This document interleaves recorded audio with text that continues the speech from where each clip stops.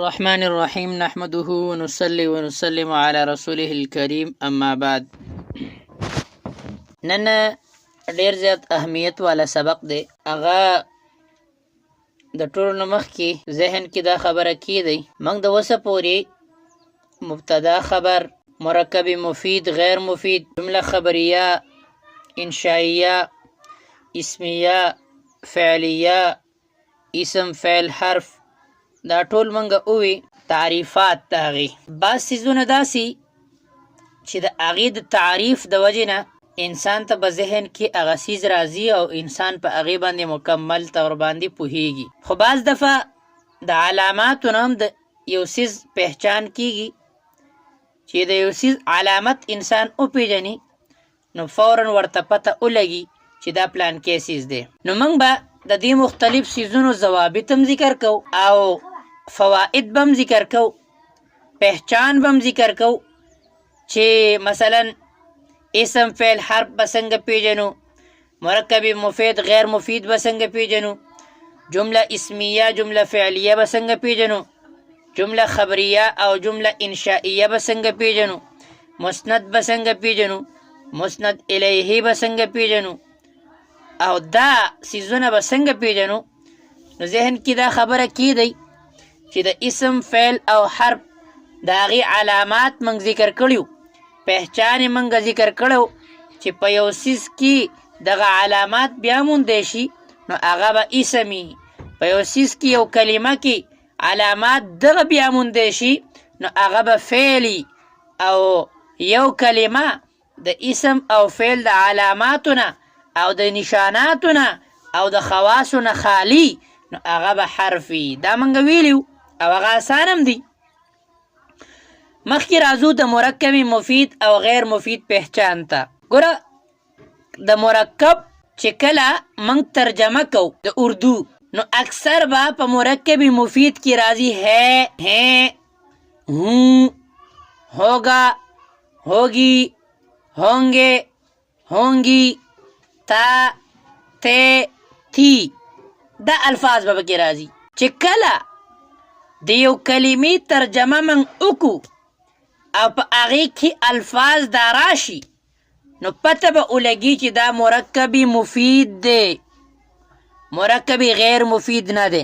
او د مرکب غیر مفید پہچان دا دی چې په هغې کې به تا، تی، تے، ہیں، ہوں، ہوگا، ہوگی، ہونگے، ہونگی دا سیزونه به پکې نه بلکې د هغې په منځ کې به راځي کا، کی، کے، زید کا قلم، زید کی کرسی، زید کا غلام، کا، کی، کے.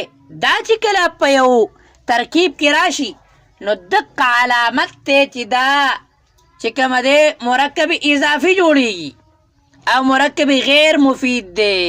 بهرحال چې کله په یو کلمه کې په یو جمله کې دا ہاں ہی ہے، ہونگے، ہونگا، ہوگی دا الفاظ راشي نو بیا به مرکب مفیدی او که دا الفاظ پکې نه نو دا به مرکب غیر مفیدی.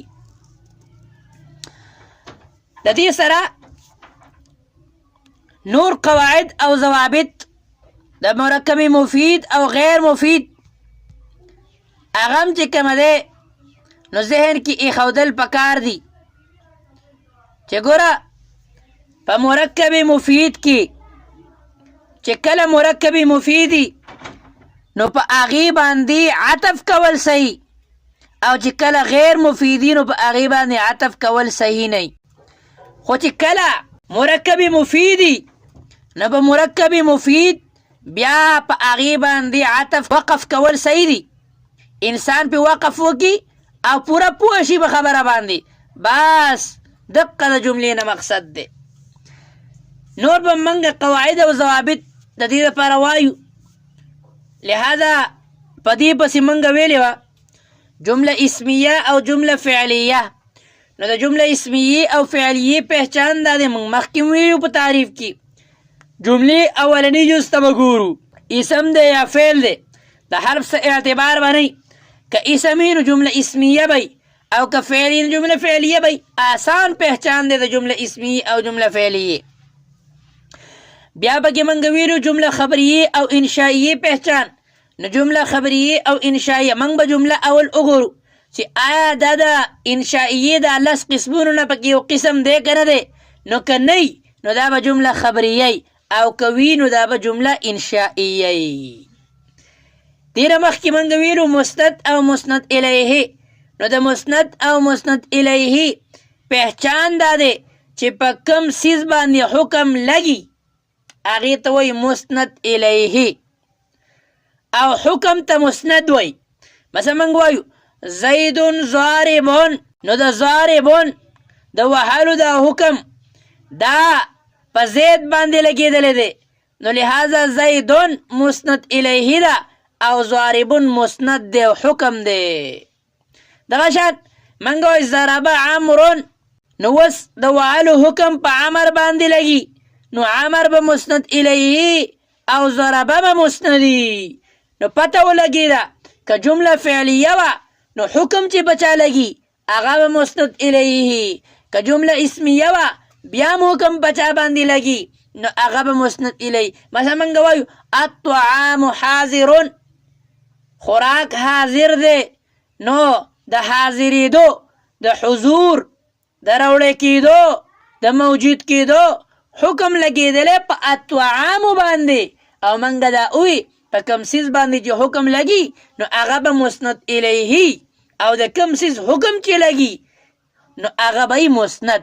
نو د حاضرون حکم ولګېده په الطعامو باندې نو د دې وجې نه پته دا ولګېده چې دا الطعام مسند الیه ده او حاضرون مسند دی.